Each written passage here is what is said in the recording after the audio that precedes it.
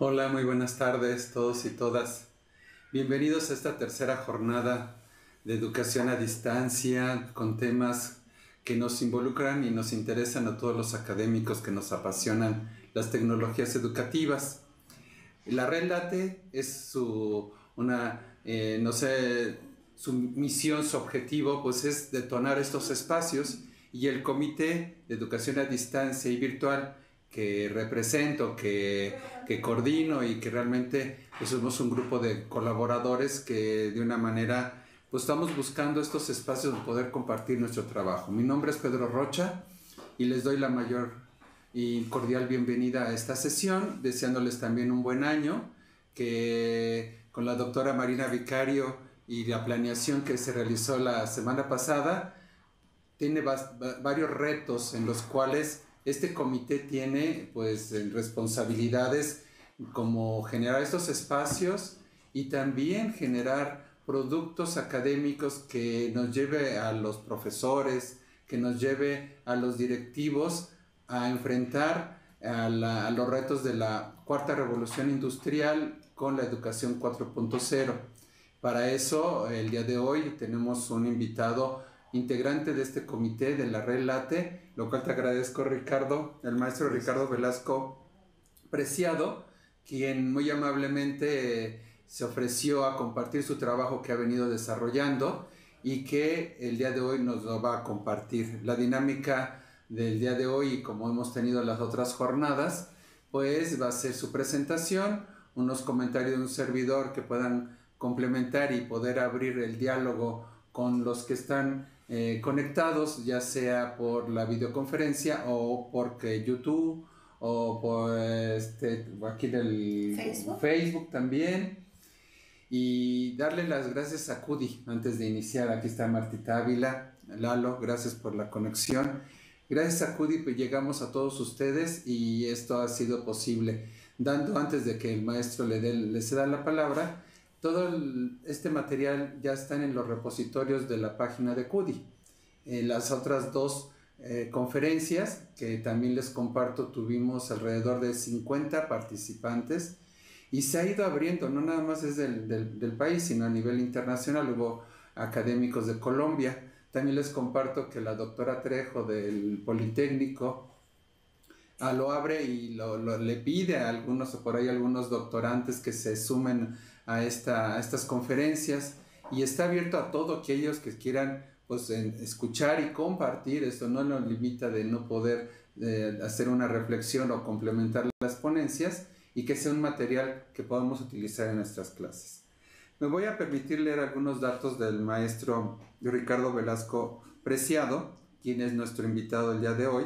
Es licenciado en Ciencias de la Comunicación por la Universidad Autónoma Metropolitana, maestro en Comunicación Educativa por el Instituto Latinoamericano de la Comunicación Educativa, el ILCE, y doctorante en el diseño de nuevas tecnologías en la Universidad Autónoma Metropolitana Azcapotzalco. Se ha desempeñado en varios puestos docentes como instructor y coordinador académico de múltiples proyectos mediados por tecnologías, conducido y formando profesores en la capacitación en estos ambientes de utilizar tecnologías educativas. Actualmente forma parte del comité directivo de SOMESE, es profesor de tiempo completo de la Universidad Pedagógica Nacional, donde es responsable de la modalidad en línea del Centro de Enseñanzas y Aprendizaje de Lenguas. Y también es responsable de la modalidad en línea de la Coordinación de Educación Continua de la UAM Xochimilco. Y agradecerte, Ricardo, por tu entusiasmo y por levantar la mano de querer participar y compartir tu trabajo. Y vamos a darte la palabra para escucharte y todos nosotros pues disfrutar de su ponencia y poder tener algunas anotaciones para entrar a un diálogo que nos lleve a reflexiones y material y retos que hoy nos pide nuestro México. Ricardo, bienvenido. Pues gracias Pedro. Pues es un gusto compartir con ustedes, con esta comunidad tecnológica y educativa con la que estamos teniendo interacción. Es un gusto hablar y reflexionar sobre los retos que tenemos actualmente en este entorno que estamos viviendo. ¿Qué pasa cuando las computadoras se hacen más inteligentes que nosotros? Esto lo dijo Nick Bostrom. Nick Bostrom es el director del Instituto para el Futuro de la Humanidad de la Universidad de Oxford en la Gran Bretaña. Y justamente la respuesta a esta pregunta es lo que puede ayudar a planificar las actitudes que vamos a tener desde la educación para ir conformando el acontecer que viene, el devenir histórico. De tal forma que la respuesta a esta pregunta, como educadores podríamos decir que lo que podemos hacer es desarrollar competencias genéricas en la educación. Y este sería el hilo conductor de la plática que vamos a tener en este momento con esta pregunta, ¿verdad? ¿Por qué y cómo desarrollar competencias genéricas en la educación en línea? Para contestar esta pregunta vamos a esbozar algunos de los temas que vemos en la pantalla. Uno de estos temas es en cuanto a los retos de la sociedad de la información. Los retos de la industria 4.0, los retos de los nuevos entornos laborales, los retos de la educación actual. Entre estos retos, pues habría que prepararnos para la sociedad de la imaginación y la creatividad, como lo propone el doctor Germán Scorsia, y habría que construir la escuela 4.0. Y dentro de esta construcción habría que definir o pensar en las competencias genéricas a desarrollar y el cómo contribuir a su desarrollo. Como ustedes ven, los temas que acabo de enunciar son bastantes, cada tema da para una plática, inclusive ya el conjunto de estos temas hasta para un diplomado podría dar.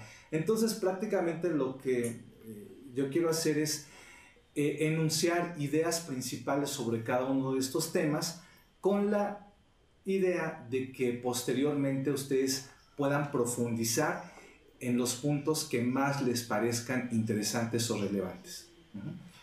El primer punto es por qué desarrollar competencias genéricas frente a los retos de la sociedad de la información. Pero, ¿cómo es esta sociedad? ¿Qué caracteriza a la sociedad de la información?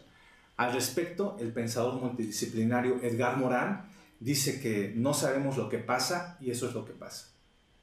Y esto es porque vivimos en un entorno mutante, vuelvo a citar al doctor Scorsia.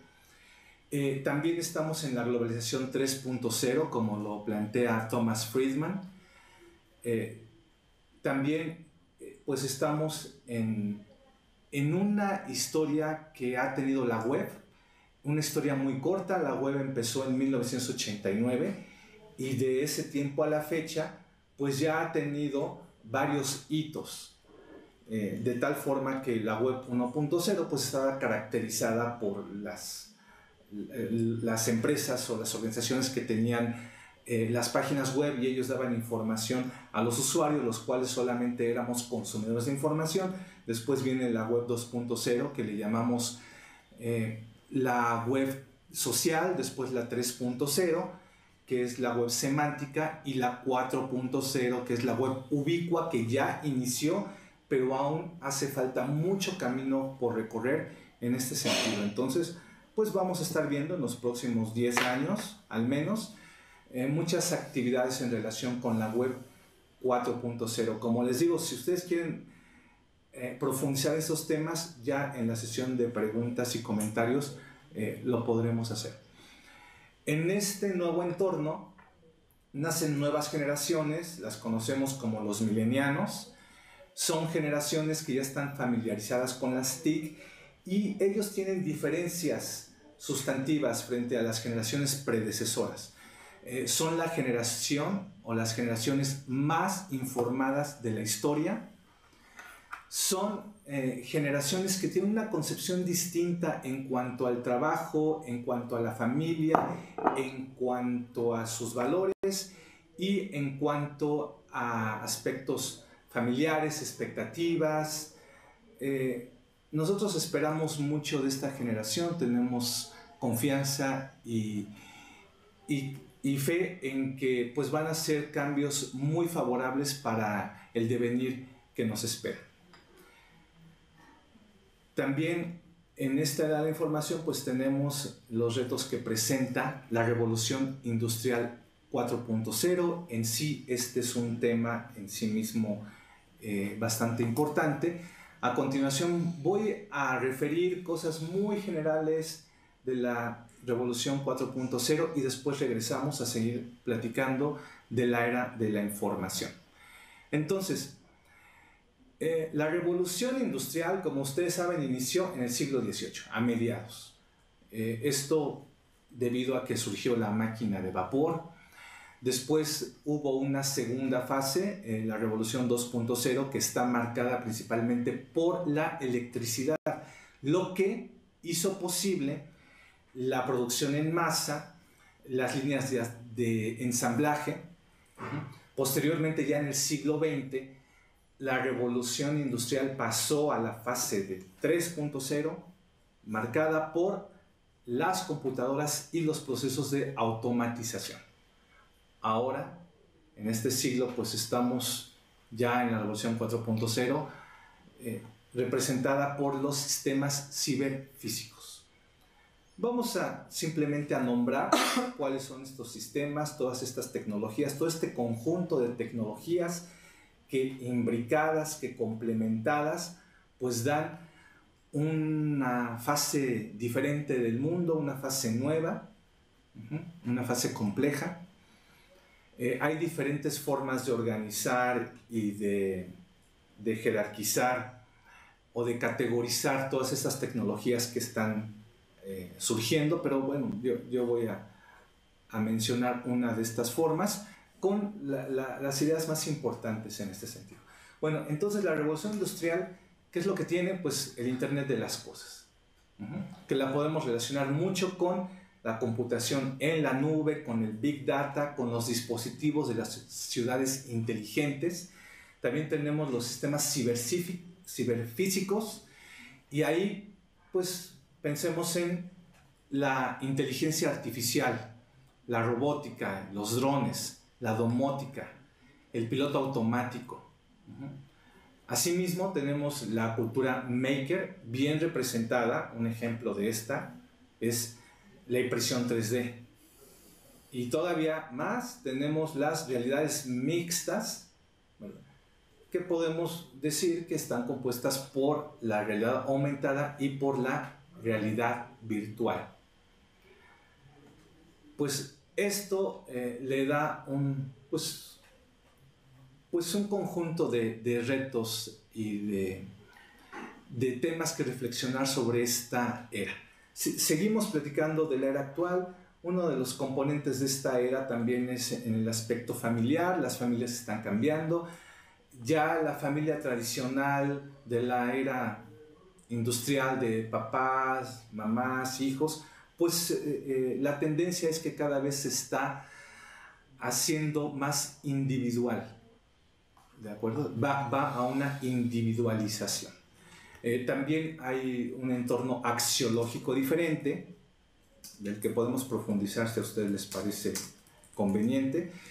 Y otro componente muy importante de la sociedad actual es la mercadotecnia. La mercadotecnia se ha convertido en un elemento fundamental, de un elemento prácticamente rector en el entorno actual. La mercadotecnia decide los productos que tenemos, los servicios.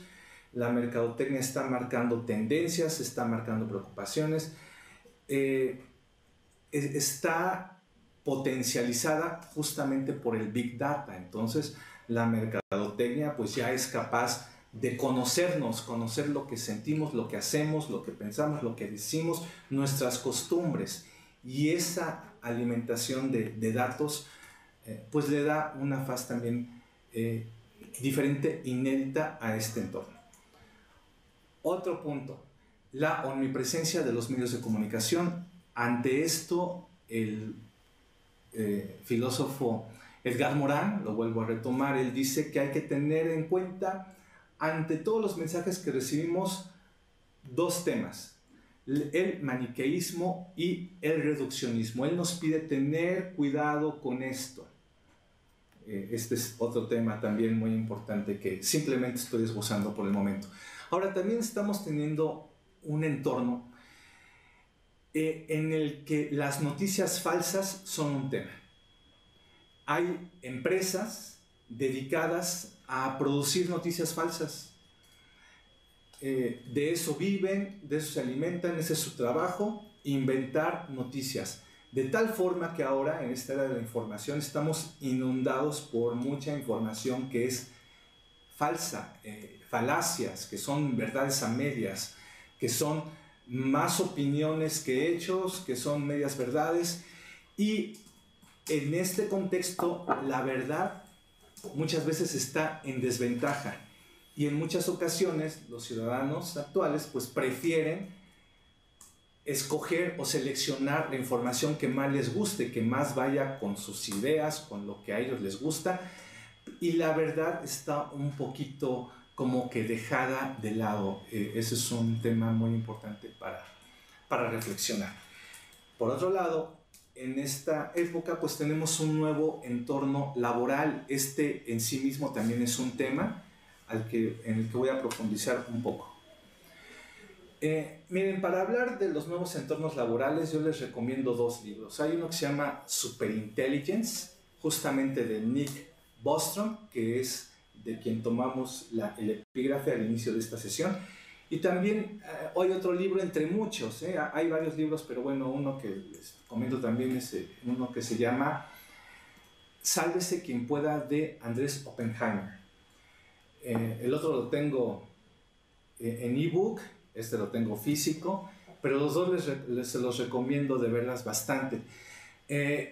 No sé si están o pueden ver las diapositivas para poderlas describir. Okay. Miren, en las diapositivas, el lado superior derecho, por ejemplo, podemos ver en un hotel un huésped que está siendo atendido por una androide. Por una androide, una mujer androide. Y del lado abajo, del lado derecho, pues otro huésped está atendido por un robot dinosaurio. O sea, esa es la temática ahí, el tema del hotel. Y del lado izquierdo vemos las habitaciones de este hotel, en donde podemos ver la presencia de una robot, que es el asistente personal del huésped, y también abajo hay otro robot asistente en las habitaciones.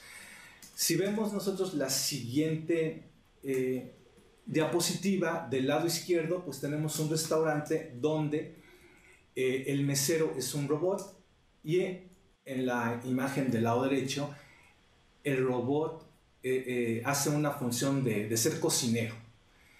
Esto pues se hablaba de estos temas, que en Japón hay hoteles y restaurantes en donde todo el personal son robots. Por ejemplo, en los hoteles solamente hay dos humanos, el director del hotel y el de soporte técnico. Todo el demás personal son robots. Y eso lo habíamos escuchado de Japón hace poco tiempo. Ahora ya dicen que esto se está dando ya en otros países. En los supermercados ya lo hemos visto bastante, que ya hay cajeros que también son robots, y cada vez más en más países. No he sabido todavía de México de robots de restaurantes con robots, pero alguien me dice que ya hay alguno. Bueno, pues yo no lo he constatado, pero sería bueno si alguien sabe de algo así que nos los compartiera. Ahora, de acuerdo con la Universidad de Oxford, les voy a decir cuáles son los empleos más amenazados. Los operadores telefónicos, los vendedores en tiendas, agentes de bienes raíces, cajeros, recepcionistas, meseros, cocineros, secretarias, conserjes, personal que da informes, empleados bancarios, soldados, empleados del sector salud, personal de seguridad y vigilancia, taxistas, mensajeros, camioneros, guías turísticos, técnicos dentales, técnicos farmacéuticos, carniceros, asistentes de abogados, contadores, etcétera, etcétera, etcétera. Bueno, pero hay empleos que ya han desaparecido antes en la historia. Vamos a ver qué ha pasado antes, para que esto nos pueda servir de referencia. Por ejemplo, en los finales del siglo XVIII había una preocupación muy grande de los trabajadores textiles porque se iban a quedar sin trabajo con los nuevos telares automáticos. En el siglo XIX, a principio, los trabajadores de imprenta también estaban preocupados por los nuevos impresores de vapor. En el siglo XIX, también a principio, los conductores de carruajes estaban preocupados por su trabajo, y más recientemente, a finales del siglo XX, cuando salieron los cajeros automáticos, también había una preocupación en los cajeros. ¿Qué pasó en realidad? Que los avances textiles en realidad propiciaron una nueva industria del vestido grande que multiplicó exponencialmente los trabajos. Entonces ahí fue un cambio favorable. En cuanto a los trabajadores de la imprenta, pues estos descubrimientos tecnológicos inclusive iniciaron una nueva industria, que fue la industria del periodismo, muy fuerte en el siglo XX, aunque ya en el siglo XXI pues se está transformando hacia un periodismo más digital. Los conductores de carruajes pues en realidad tenían infundada su preocupación porque nació la industria del automovilismo, que también multiplicó de una manera exponencial el número de empleos. De igual forma, cuando aparecieron los cajeros automáticos, también se aumentaron las sucursales en los bancos, se aumentaron el número de personal que da servicios bancarios, así es que también ha sido pues algo favorable. Ahora vamos a ver qué es lo que pasa con las grandes empresas que tenemos ahora en el siglo XX. Veamos, por ejemplo, Amazon. Amazon tuvo que despedir 15,000 empleados porque puso en el lugar de los empleados en los almacenes, puso robots para cargar los productos y para acomodarlos. Esto mejoró mucho el servicio de Amazon, muchísimo, de tal manera que Amazon contrató 100,000 personas más para poder dar atención a sus servicios. Entonces, pues ahí también ha sido un saldo positivo. Ahora vamos a ver dos empresas de telecomunicaciones, una del siglo pasado y otra de este siglo. Hablemos de AT&T y Apple. AT&T en sus buenos tiempos llegó a tener 758,000 empleados. Apple ha tenido hasta 76,000 empleados. Google hasta 55,000. Pero lo que podemos decir entonces es que las empresas de ahora tienen mucho menos empleados que las grandes empresas del siglo pasado. Pero vamos a indagar un poco más en cuanto a Apple.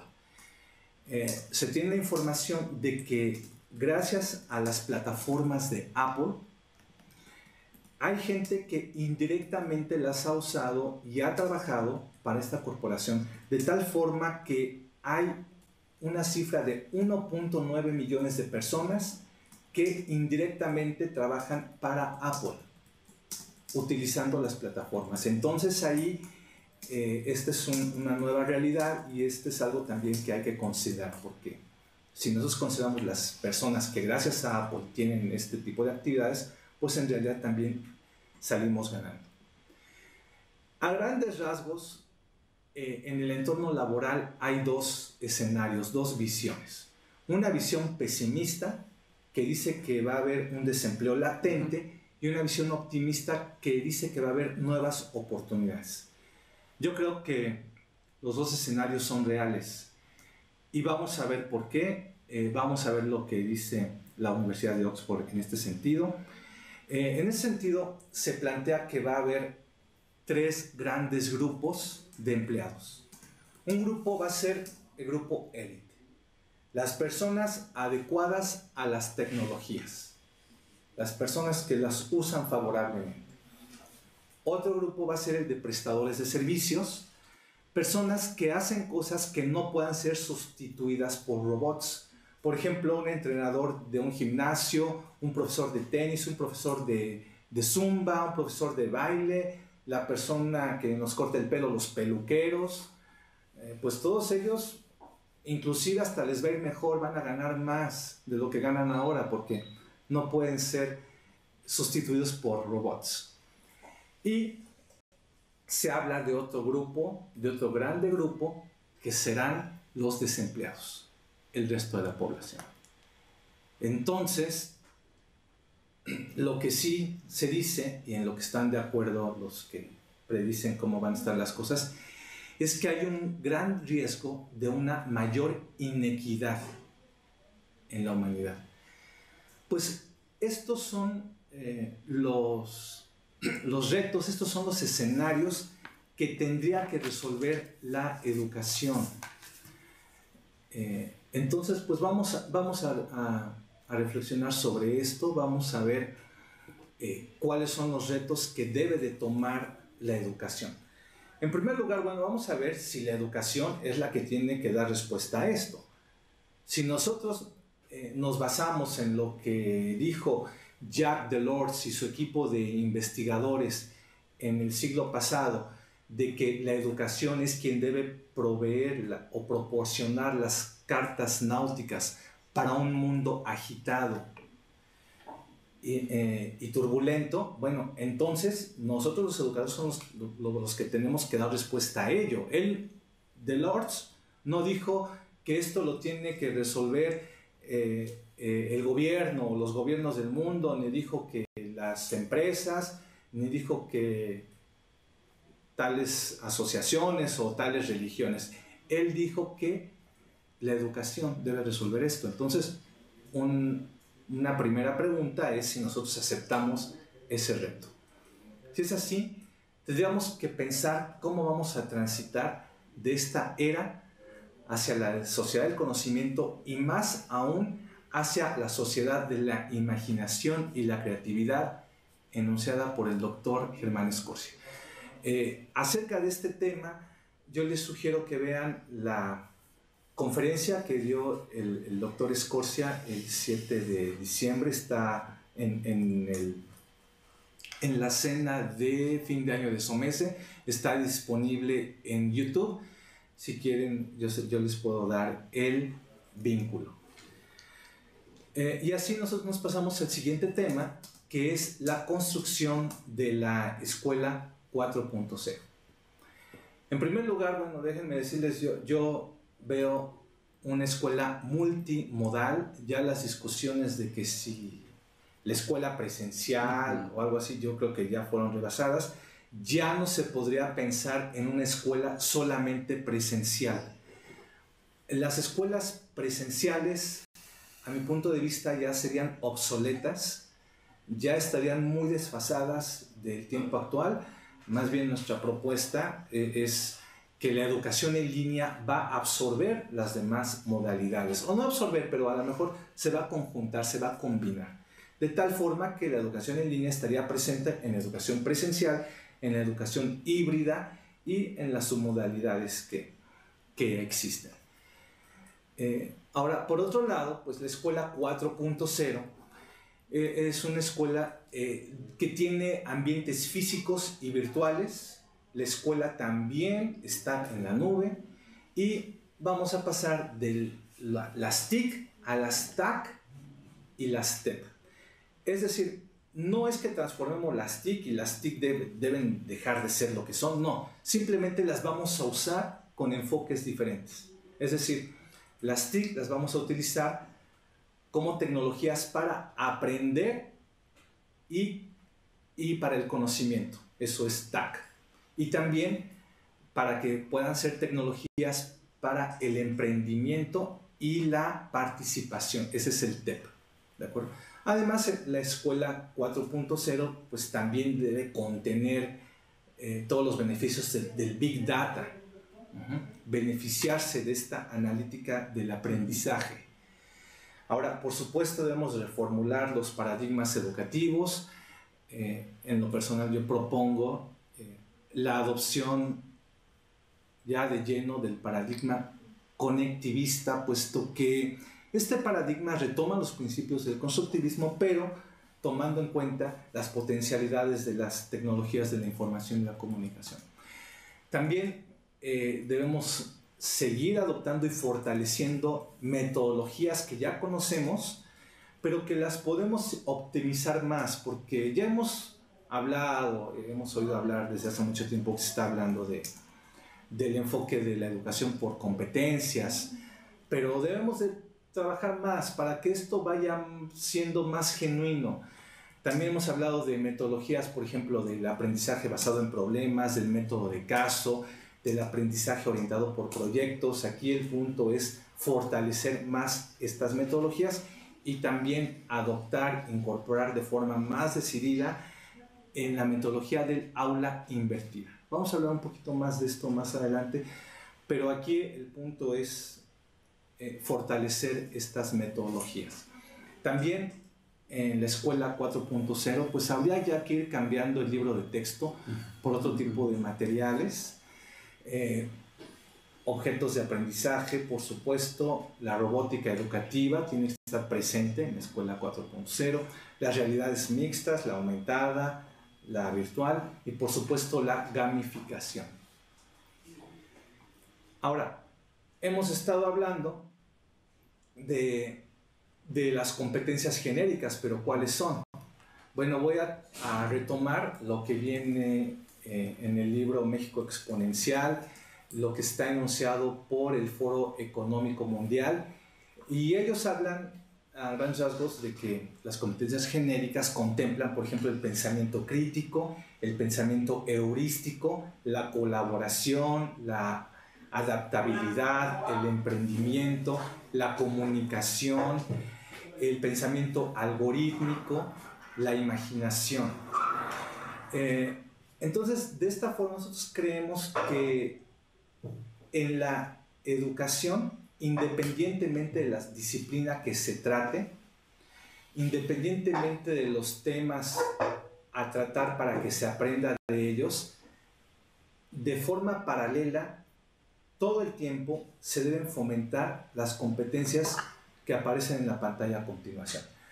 A lo anterior le estamos agregando competencias de aprendizaje independiente, competencias de uso estratégico de las TIC y de comportamiento ético.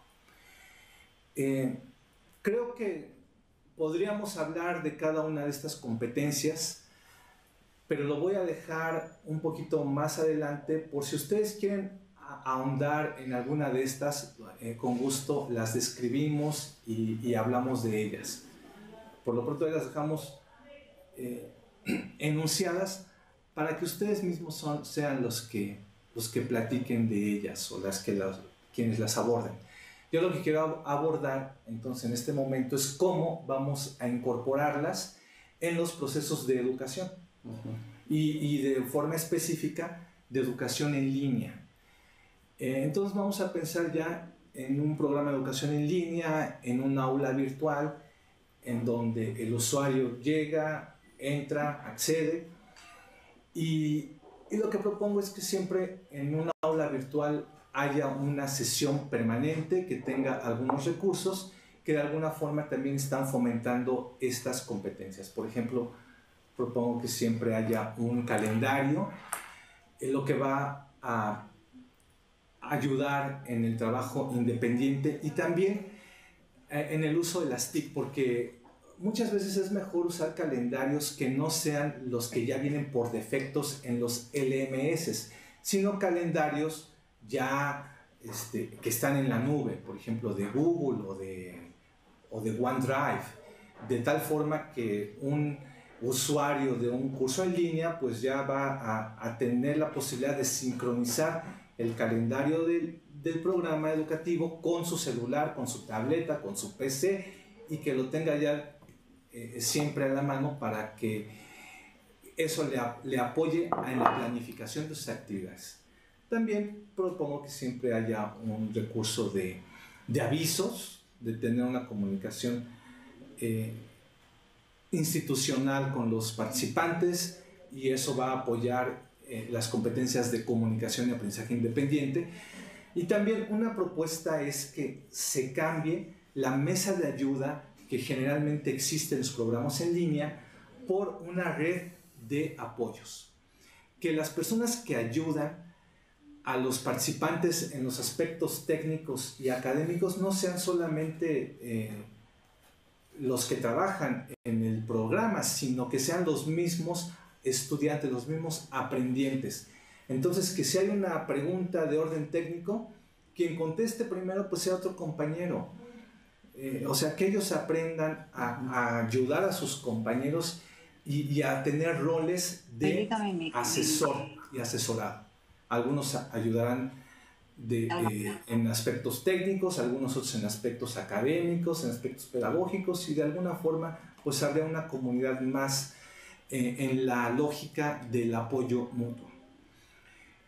Otro punto, otro botón que podríamos tener en una sesión permanente de un curso en línea sería el de el coffee time o el café, ¿no? Puede de alguna forma representar la función que ocupa en el ambiente presencial una cafetería o los pasillos. Entonces, tener un espacio para que las personas puedan platicar y puedan comentar de cosas ajenas al trabajo propio académico del que se trate, que puedan hablar de otras cosas, conocerse, interactuarse en temas de su interés. Inclusive estos espacios no deberían por fuerza de estar dentro del LMS, pueden utilizar grupos de Facebook, de Twitter, otras alternativas, pero pues ahí sería la cuestión de apoyar la comunicación informal. También que hubiera un botón con tutoriales para que también los aprendientes de forma libre puedan ellos aprender sobre aspectos técnicos relacionados con los programas educativos, y también otro botón sobre los documentos para que los contenidos de los programas estén disponibles para los alumnos de forma libre, de tal forma que ellos puedan ir profundizando su aprendizaje independiente de acuerdo con sus intereses y necesidades. Ahora, retomo lo de las metodologías para desarrollar competencias genéricas. Ahí es importante tomarlo en cuenta para el diseño didáctico, para la planeación de los cursos, de los programas en línea. Por ejemplo, si nosotros empezamos con metodologías de aprendizaje basado en problemas o métodos de caso o aprendizaje orientado por proyectos, desde el principio nosotros vamos a darle a los aprendientes un enfoque, un propósito, de tal forma que lo que aprendan va a tener un sentido e inclusive va a poder llegar hasta la evidencia de sus habilidades creativas, de sus habilidades de resolver problemas.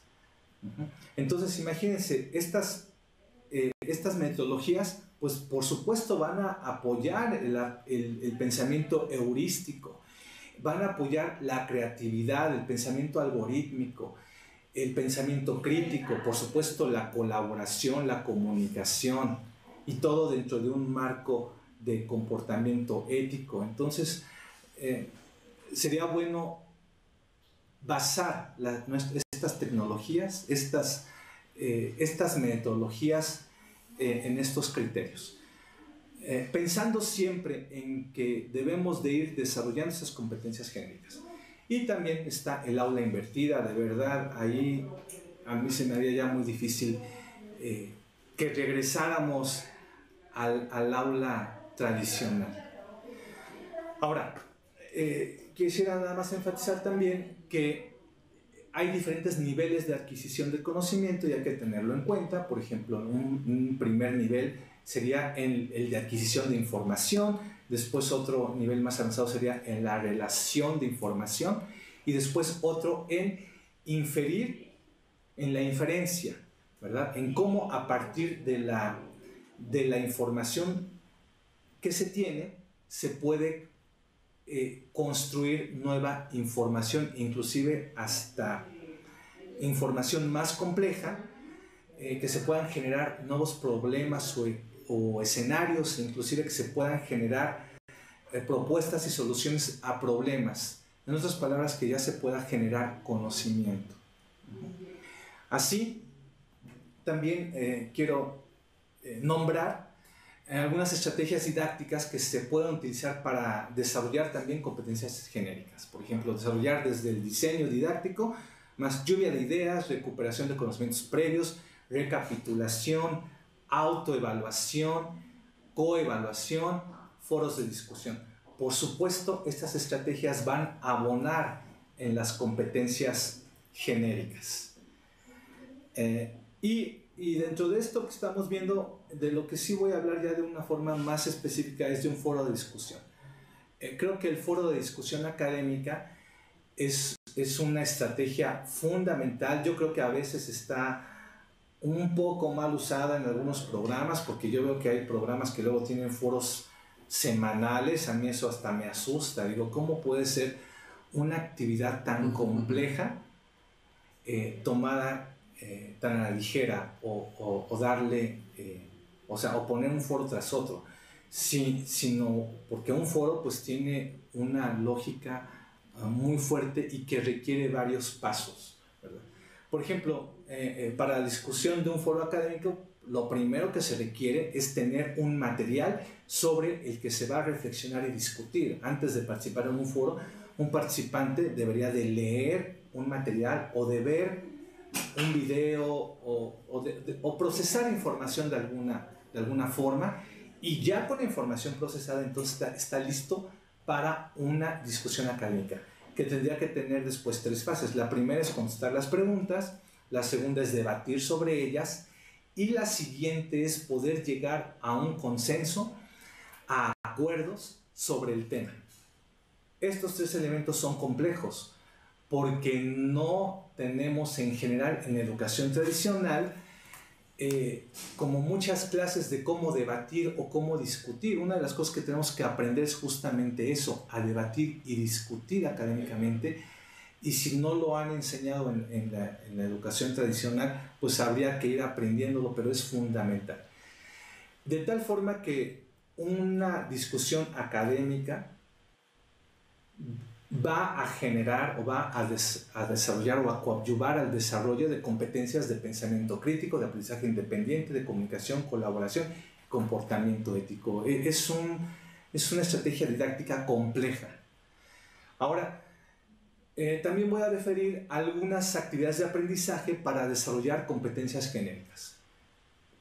Pensemos en toda la variedad de tareas que pueden hacer los aprendientes, y hay que ver qué tarea corresponde de acuerdo con nuestros objetivos de aprendizaje, con nuestros propósitos de aprendizaje. Por ejemplo, voy a mencionar algunas. Por ejemplo, un mapa mental, un mapa conceptual, infografías, cuadros sinópticos, documentos colaborativos. Fíjense, el documento colaborativo, lo complejo que puede ser y lo sencillo en términos tecnológicos. Un webquest, hace mucho que ya no he visto webquests en los programas en línea, pero son muy valiosos. Cuestionarios, los rallies académicos, porque los cuestionarios a lo mejor están siendo utilizados demasiado. ¿Qué tal si en vez de cuestionarios utilizamos rallies, ¿verdad? Otras alternativas son los ensayos académicos o artículos académicos, reseñas, dramatizaciones, análisis comparativo, simulaciones, ponencias, evidencias de aplicación del conocimiento. Por ejemplo, nosotros le podemos pedir a los alumnos, oye, hazme evidente que tú ya posees el conocimiento, y a lo mejor te vas a tomar un video poniendo en práctica lo aprendido, y eso tendrá un gran valor. Otros ejemplos son proyectos académicos. Los proyectos académicos que muchas veces estos van a lo largo de todo un programa formativo, de toda una especialización, de una maestría, algo así, pues pueden consistir en resolución de problemas, en proyectos de innovación, proyectos de intervención, en proyectos de investigación. Bueno, esto por nombrar algunos ejemplos, pero hay más. Obviamente todas estas actividades van a favorecer competencias de pensamiento crítico, aprendizaje independiente, comunicación, colaboración, comportamiento ético. Comportamiento ético, ahí está evidente en muchas acciones. Una es el citar correctamente, ¿verdad? El saber cómo referenciar. Bueno, también hablaríamos de pensamiento heurístico y algorítmico. Y estas competencias en las rúbricas de evaluación deben estar presentes. Yo no digo que las demos por hecho. Creo que es importante verbalizarlas y hacerlas conscientes tanto para los aprendientes como para los evaluadores. Entonces, esto que estamos comentando sobre la construcción de la Escuela 4.0 y sobre las estrategias que debemos formular, pues son algunas reflexiones, algunos comentarios, pero esto debería de ser complementado con lo que ustedes dicen. Esta es una tarea que todavía no acaba, esta es una tarea que estamos planteando, una tarea que está en realización, y esperamos también comentarios de ustedes sobre qué otras estrategias se pueden formular para enfrentar los retos de la industria 4.0. ¿De acuerdo? Y aquí cabe simplemente una final reflexión sobre cuál es el papel de los educadores, qué papel tenemos. Pues Jacques Delors nos está dando un papel muy importante y habría que meditar sobre este. Creo que los que estamos dedicados a funciones de la educación tenemos un papel de ser agentes de transformación, de transformar la sociedad hacia la sociedad ideal que queremos, que soñamos. Bueno, pues entonces estaremos atentos a sus comentarios. Ricardo, muchas gracias, fabulosa. La verdad que nos fuiste llevando de una reflexión que pues todos nosotros como académicos involucrados en las tecnologías educativas nos hacemos constantemente.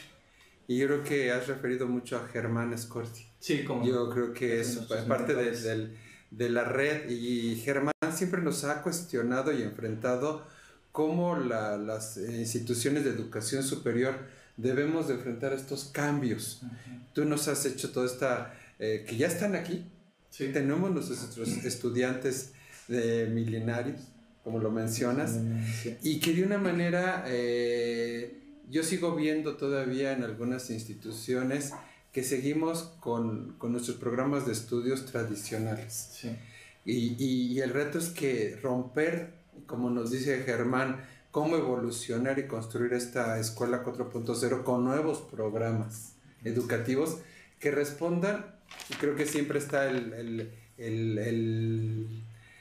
la tendencia, va a haber desempleo, las tecnologías nos van a desplazar. Eso siempre se ha escuchado, como en toda mi trayectoria. Como siempre estamos en crisis, pues siempre estamos en crisis, ¿no? Sí. Y la crisis nos lleva a crear, a evolucionar, y pienso que ahí está mucho el reto de todos nosotros, poder impactar, y no aisladamente, sino con programas que respondan a estos cambios, pero multiinstitucionales. Así es. A nivel nacional, a nivel internacional. Y yo aquí lo dejaría para ir abriendo los comentarios de nuestros participantes en esta Escuela 4.0, que yo solo le agregaría sin apellidos. Es decir, estamos en una era ya no distancia, que todavía hay la ley en México. Espero que con nuestro nuevo secretario de Educación y este nuevo cambio de administración, sí impacte a nuestra modalidad, pues escolarizada, no escolarizada y mixta, y de ahí nos salimos, ¿no? Entonces realmente estos retos nos deben de llevar, Ricardo, a que también impacte a política pública, a una escuela sin apellidos, a una escuela 4.0, que wow, nos has dejado mucho por trabajar. Aquí me quedo para seguir después retomando en algún otro momento, y me gustaría que quien pudiera sumar, reflexionar a la ponencia que nos ha compartido Ricardo, y pues ustedes díganme quién levanta la mano de los asistentes. ¿Se animan a participar? Sí, Martita. Por YouTube, ¿qué tenemos en YouTube? Por YouTube, María C. Contero. Muy buenos días, saludos del maestro Ricardo. Atentamente, Conchita Montero. Conchita, un saludo también un abrazo, aquí. con mucho cariño, Conchita. Qué gusto. Joel Francisco. Joel Francisco, puedes abrir tu micrófono y te escuchamos. No puedo. No puede hablar, entonces escríbenos. Okay. Escríbenos. De la Universidad La Salle tenemos a Mari Carmen de Urquijo. ¿Cómo estás, Mari Carmen? También esta red sumada a la universidad pública y privada en un gran reto para todo el país. Mari Carmen, ¿alguna reflexión que tienes que nos puedas compartir a lo que nos ha planteado Ricardo? Claro que sí, muchas gracias, buenas tardes y gracias, doctor, por la plática que nos ha brindado. Una inquietud que tenemos aquí, Lupita y yo, es que si usted nos está planteando que los millennials tienen una visión distinta de los valores, ¿cómo es que nosotros podemos fortalecer este trabajo ético con ellos cuando lo están viendo desde otra óptica que no es la tradicional, digamos, ¿no? Fíjate, bueno, esa es una pregunta muy importante, muy trascendental y de verdad creo que es muy válida. Mira, definitivamente ellos tienen otra cosmovisión.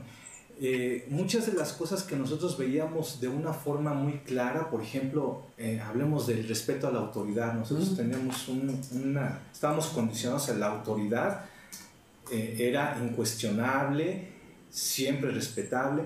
Y ellos no, por ejemplo, este es un tema, ellos sienten que la autoridad, como que el respeto a la autoridad no es muy importante y tienden más hacia la expresión de lo que sienten, de lo que piensan, de sus propias ideas. Creo que en primer lugar habría que tener una empatía de por qué piensan como piensan, por qué son como son. Creo que en gran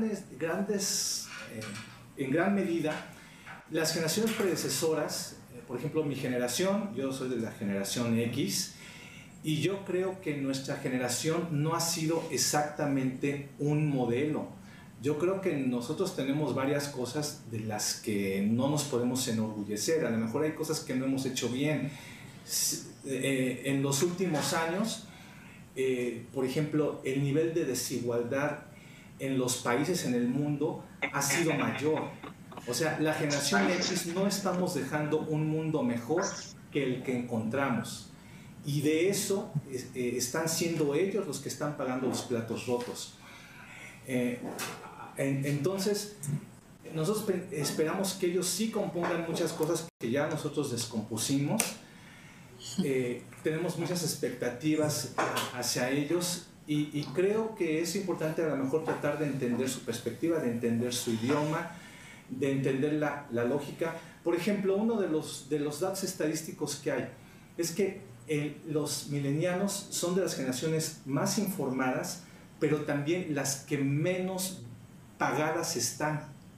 O sea, ellos están menos bien pagados que las generaciones predecesoras. Entonces sí es una diferencia también en cuanto a su entorno. Yo creo que en cuanto a los valores lo que habría que hacer es discutir cada valor, ver las ventajas y desventajas, ver también reflexionar sobre el mundo que queremos, sobre el mundo que quieren los milenianos y ver todos los valores que se requieren para poder conformar este mundo. Porque si nosotros tenemos un ideal de a dónde queremos ir, y en ese sentido yo creo que es importante retomar estos principios de la sociedad de la imaginación, que queremos una sociedad más igualitaria. Si nosotros pensamos en ese sentido de a lo que queremos alcanzar junto con ellos, yo creo que nos vamos a poner de acuerdo de cuáles son los valores necesarios que debemos de tener los ciudadanos actuales para poder conformar esta sociedad que anhelamos, este mejor futuro que esperamos todos. No sé si... Muchísimas gracias, doctor. Gracias, doctora Mari Carmen de Urquijo. ¿Quién más por aquí tenemos de los participantes que estén conectados?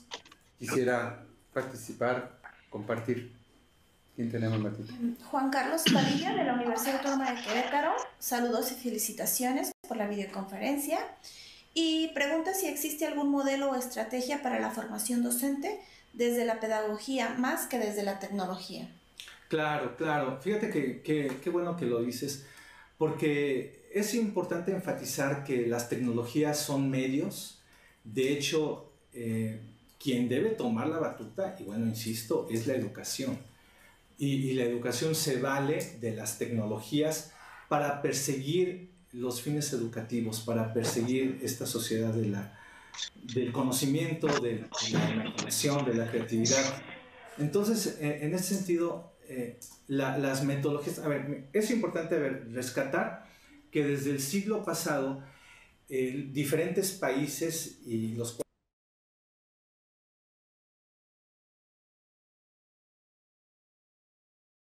gustan, mientras podríamos continuar entre nosotros comentando algunos de los puntos de la conferencia y después se los resumiríamos a nuestro ponente. De acuerdo. Ahí está Chadwick, Joel, Francisco, ¿alguien que tenga algo que decir? Bueno, si me escuchan, yo quería participar. Yola, estás en el uso de la palabra, ¿por qué no retomamos tu reflexión hacia el maestro Ricardo? Claro, mira, a mí me encantó la presentación de Ricardo, como siempre, muy entusiasta, tratando de estar siempre a la vanguardia en este tipo de cuestiones. Y bueno, Ricardo sabe la admiración especial hacia su trabajo y hacia su persona. Aquí me gustaría comentar algunos puntos que siempre me dejan pensando. Uno es que yo continuamente escucho la división de educación con sus distintas modalidades. Esto lo distinguen de la tecnología con todas sus modalidades, y lo distinguen de los recursos del presencial y no presencial, distinguen también eso. Y si nos damos cuenta, la cuestión 4.0, no solamente desde el punto de vista tecnológico y no solo tampoco desde el punto de vista educativo, sino desde el punto de vista evolutivo y desde el punto de vista de lo que es el ser humano complejo en un universo que está evolucionando en un universo complejo. Entonces, digo, mi punto de vista como pedagoga es que estamos inmersos en un universo complejo, en donde no hay separación de realidades. Estamos en lo físico, nos vamos a lo virtual, regresamos, y por eso en esta época incluso se le llama un poco la visión extendida del ser humano, ¿no? El ser humano se extiende a la comprensión de aspectos de la realidad que antes estaban ocultos por la tecnología que utilizamos. Y esto es educación. El ser humano en su evolución integra la educación que integra la tecnología y que está mediada por la tecnología disponible y que además está mediada por la cultura en la que se vive. Ya lo señalaba Ricardo, por ahí la propuesta es no separar educación de tecnología. No puede haber educación sin tecnología. No puede haber evolución humana ligada completamente a la tecnología. Yo como pedagoga no podría hablar de educación si conjuntamente no hablo de la tecnología disponible en el momento histórico en el cual estoy trabajando. Si yo trabajé con una tecnología del siglo pasado, ahora trabajo con la de ahora, y el caso está en ver los conjuntos. Y tampoco la educación que nos lleva al aprendizaje y al conocimiento se da separada en modalidades, porque nosotros de pronto ahorita estamos en aquí, pero de pronto estamos comentando presencialmente, de pronto presencialmente hacemos cosas también. Vamos y venimos en una misma realidad ampliada. Entonces, yo no veo esas modalidades separadas de lo presencial y lo virtual por aparte. Para mí es una única educación, como también ya lo señalaba Pedro. Otra cuestión también es que en estos puntos hay realmente un impacto muy fuerte por el tipo de tecnología que se tiene. Y no solamente por el tipo de tecnología, sino por la evolución de la cultura en la cual se va utilizando distinta tecnología. Y que esto data desde los 4 millones de años atrás, donde el ser humano ha podido evolucionar con la evolución de la tecnología. El reto que tenemos los maestros hoy es apropiarnos de la tecnología que hoy nos va a permitir una educación para el hoy, ¿sí? Entonces, otro punto que me encantó de Ricardo es esto que toca la cuestión de las competencias educativas, las competencias genéricas, ¿no? En este caso, es muy claro que muchos trabajos van a desaparecer, pero también es muy claro que los que van a ser menos sustituibles en todo esto son los docentes que estén preparados para desarrollar al ser humano integral, para crear entornos, crear ambientes que estimulen el desarrollo integral del ser humano. Entonces, en este sentido, es que tenemos que aceptar este reto que nos pone hoy la historia, de convertirnos en creadores de entornos de aprendizaje en los cuales se exprese el ser humano con toda su capacidad. De ahí lo que decía Germán, un ser humano capaz de expresarse creativamente, con imaginación, que pueda enriquecer estas relaciones de inequidad, que las pueda eliminar las relaciones de inequidad, que pueda enriquecer la evolución de la especie conjuntamente con toda esa tecnología que se está integrando, no solamente para extender su mente y su cuerpo, ¿no?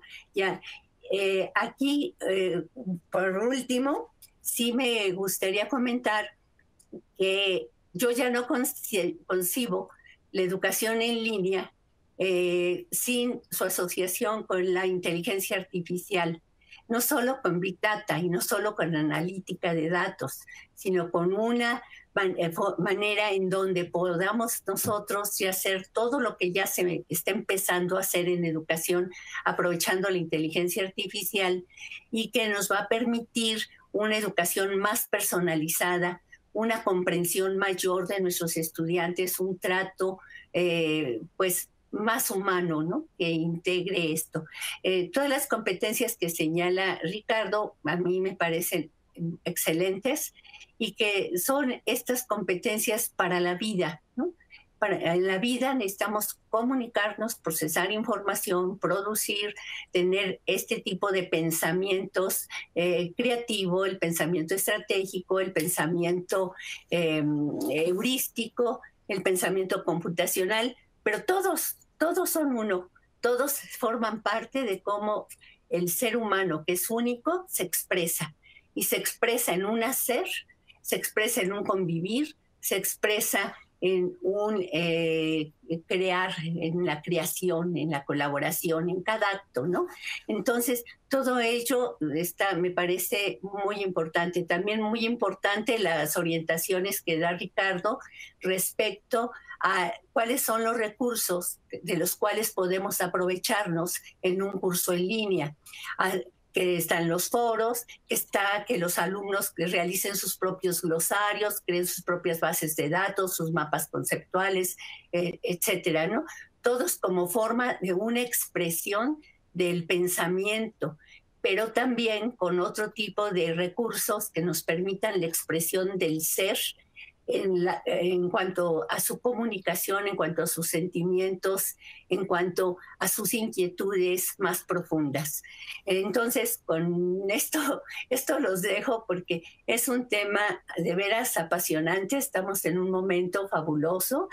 Yo me permití, y la Red Late me apoyó, en la creación de un modelo para el aprendizaje, para la formación de docente, se llama Diseño de Programas de Formación Docente en la Cultura Digital, en donde llego a, después de recopilar información y de la vivencia que he logrado, y que he tenido desde el siglo pasado, desde hace 50, 60 años, estar buscando cómo podríamos tener un modelo lo suficientemente amplio, pero que sí recupere el aspecto filosófico con el político, con la teoría educativa, con el proceso educativo y con el trabajo directamente en aula presencial, virtual, en la calle o en donde esté el ser humano aprendiendo. Pues muchísimas gracias y ojalá que tengamos más participaciones por ahí.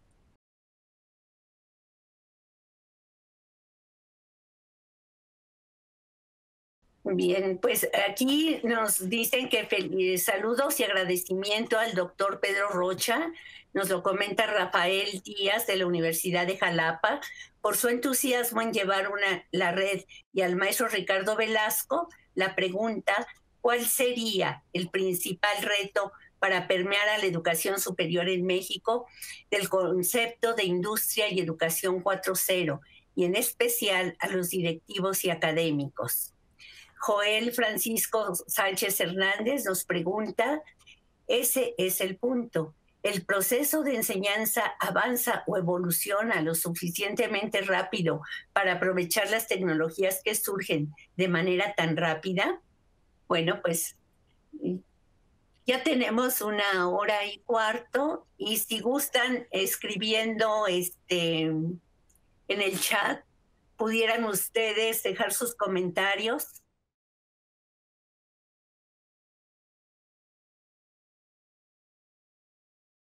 Bueno, pues si gustan, aquí agradecemos mucho la presencia de todos ustedes, la presencia del doctor Pedro Rocha, quien tan entusiastamente prepara estas actividades. Agradecemos mucho al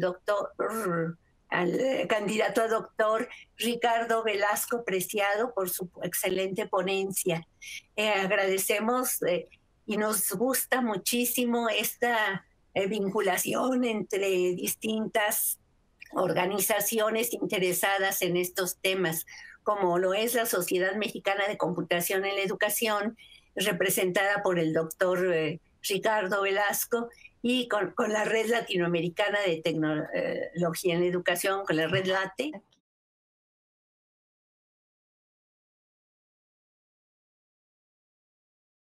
Y vamos a tratar de retomar, y quienes todavía tengan tiempo, igual a ti, Ricardo, de poder cerrar estas ideas para no dejar que también la grabación y después en repositorio podamos tener uso de este espacio tan valioso para todos. Yola, ¿podrías recapitular tu reflexión y para que Ricardo pueda retroalimentar tu comentario? Así muy sintéticamente, porque ya se los platiqué a los compañeros. En síntesis, expresaba yo mi agradecimiento para ti, Pedro, y para Ricardo. Y respecto a la presentación de Ricardo, señalaba yo esta cuestión tan importante para mí, que es no separar educación de tecnología ni de cultura. Son tres aspectos vinculados en lo que es la evolución misma de la especie humana. Y por lo tanto, la educación avanza conforme avanza la tecnología, y la tecnología avanza conforme avanza la educación, de una manera totalmente interrelacionada. También mencionaba yo que no hay distinción entre lo virtual y lo presencial. Esto es momentáneo, es una realidad ampliada en donde la tecnología de hoy nos permite mirar más allá y ver la realidad de una manera distinta, pero es la misma y única realidad en la que estamos. Entonces, como ya Pedro lo señalaba, y también lo señaló Ricardo, no habría distinción entre modalidades educativas. Es la educación de un ser humano integral en una realidad única y compleja. También señalaba yo la necesidad de que la tecnología de hoy, que está apoyando a la educación de hoy, y la educación de hoy tiene que aprovechar y hacer que evolucione aún más la tecnología, tendrá que estar mediada hoy por inteligencia artificial, no solo Big Data y no solo analítica de datos. Entonces, como que ya la educación presencial y no presencial, virtual o no virtual, tendrá esa mediación que nos ofrece la tecnología de hoy. Yo pensaba la entrada que dio Ricardo, pues era toda la fundamentación de la inclusión de la inteligencia artificial en lo que son los procesos educativos, ¿no? Ya después, pues ya nos dio la cuestión de las competencias que están bastante bien fundadas y nos presentó los recursos que podrían funcionar y que funcionan muy bien en un aula en línea. Aquí todo ello tendría un propósito, ya lo señaló y lo repitió Ricardo, señalado por el doctor Germán Escorcia, avanzar hacia una sociedad de la creatividad y la imaginación que permita que la educación que está recibiendo esté formando a seres humanos éticos, que evolucionan, que se comprometen consigo mismos, con la sociedad, con el universo, con el ambiente. Entonces, esto en síntesis, y les comentaba que, yo desde que empecé a trabajar con lo que ahora se llama, el modelo que ahora se conoce o se llama aula invertida, hace 60 años. Estudié también en aula invertida, en la Open University, también en principios de los años 70. Entonces, para mí es muy normal que no puede ser que todo sea presencial o todo virtual, sino que la conjunción de esto da excelentes resultados. Allí en la coordinación de la Universidad y Abierta a Distancia, antes del SUA, de la UNAM, era fabuloso que la Open University enviaba los materiales y desde ahí nosotros íbamos a los laboratorios, íbamos a distintos espacios y era muy rico. Entonces, lo que señala Ricardo, las propuestas de Ricardo, enriquecidas con la tecnología de hoy, pues son fabulosas, ¿no? Es decir, eso de aprendizaje por problemas, todos esos métodos han existido desde siglos pasados, desde el siglo pasado. El de aprendizaje por proyectos en México, maravilloso. Pero ¿qué pasa? Que se quedaron a nivel de solo presencial, ¿sí? Y que hacer educación a distancia realmente era a distancia. Teníamos que ir con los paquetitos para llevárselos a los maestros. Teníamos que viajar grandes distancias. Bueno, ahora pues es sin distancia porque yo ya los tengo aquí inmediatamente en mi correo. Y pero creo que el punto que nos señala Ricardo es el que hay que tener en cuenta.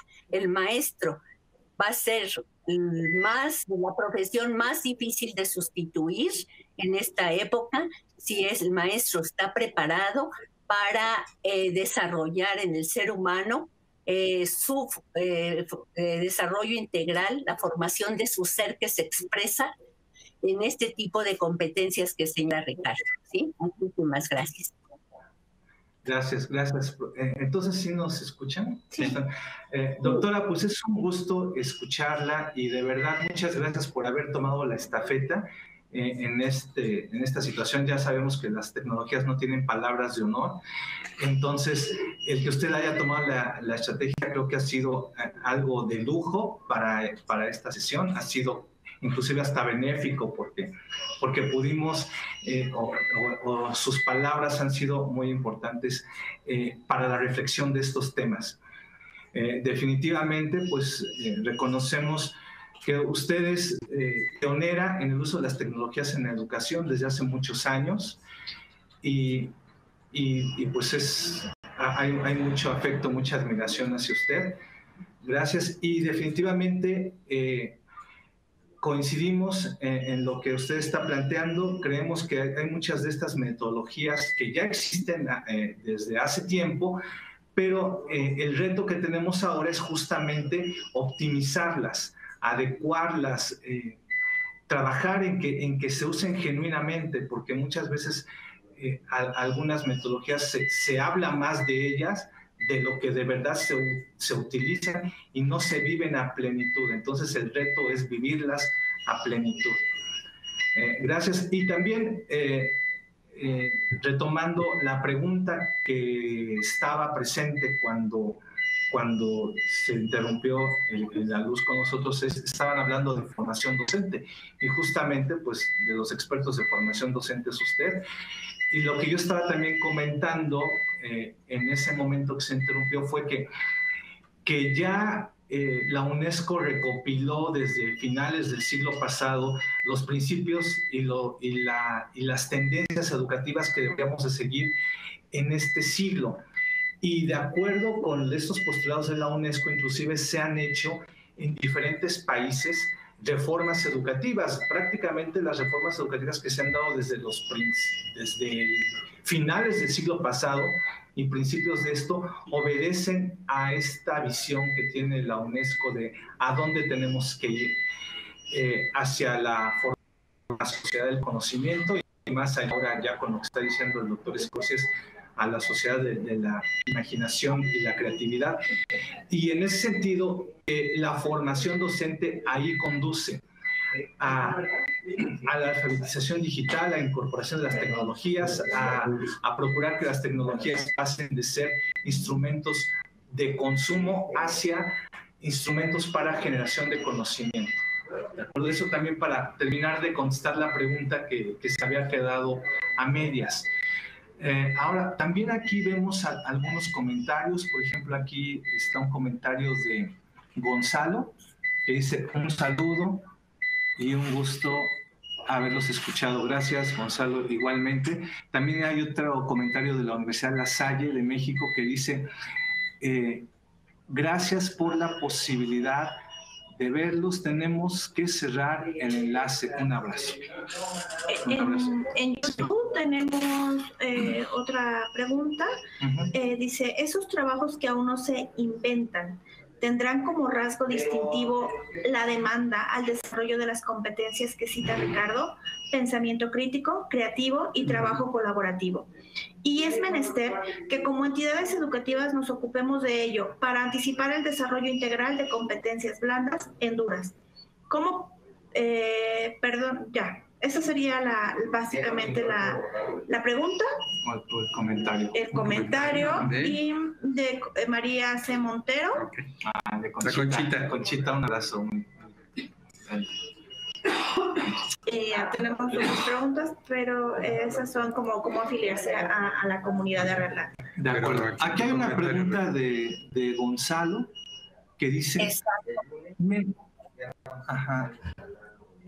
Dice: pienso que en los tiempos actuales una docencia desfasada entre la enseñanza y la práctica. Es decir, seguimos con un discurso del siglo XX tratando de resolver problemáticas del siglo XXI, el cual implica retos y prácticas inmediatas. Así es, Gonzalo. Ese es, yo creo que uno de los retos que tenemos. Hay que seguir trabajando en esto. Las cosas no están tan sencillas, no es tan fácil. Se nos comenta, hay otro comentario por ahí que alcancé a ver que decía que pues no tenemos los recursos. Muchas veces en las escuelas no hay el acceso, no hay la conectividad. Entonces no está tan fácil, no es nada más que nosotros decidamos usar las tecnologías y transformar nuestra práctica hacia lo que debe ser, porque no tenemos ni siquiera los recursos. Tendríamos que partir desde cómo procurar que haya la infraestructura necesaria para poderlo hacer. Entonces ahí pues sí tendríamos que ejercer la creatividad, el pensamiento heurístico, inclusive para poder empezar a poner en práctica estos principios educativos. Definitivamente hay muchas cosas que hacer. Todavía hay escuelas que no tienen luz, hay escuelas que no tienen internet. Entonces todavía hay una brecha digital y una brecha cognitiva que hay que resolver, definitivamente. Aprovechando quienes todavía están conectados, si gustan hacer un comentario para pasar al cierre de la sesión, ¿verdad? Ya lo leyó. Gonzalo comenta cómo integrar las TAP ante las resistencias paradigmáticas de los docentes que fueron formados en el 2005 hacia atrás. Así es. Fíjate que sí, muchas veces cuando hacemos proyectos de formación docente, los problemas a los que nos enfrentamos es que muchas veces sí hay resistencia. Una vez alguien dijo que gran parte de los docentes odiaron la televisión, ignoraron el cine. No, odiaron la televisión, ignoraron el cine y están aterrorizados con las tecnologías. Entonces, yo creo que cada vez hay menos profesores que las rechazan, pero sí, mira, a mí me ha tocado encontrarme con profesores que dicen, ¿sabes qué? A ver, a mí me usar las tecnologías. ¿Cuáles son los puntos que yo voy a tener en mi desempeño académico? ¿Cuáles son los apoyos que van a dar por utilizarlas? Porque si no hay esos apoyos, yo no los voy a utilizar porque ya tengo demasiado trabajo y no quiero aumentar mi carga de trabajo utilizando las tecnologías. Entonces hay quienes no ven una ventaja en el uso de las tecnologías, que dicen, yo he dado mi clase así, sin las tecnologías por 30, 40, 50 años y no lo voy a cambiar.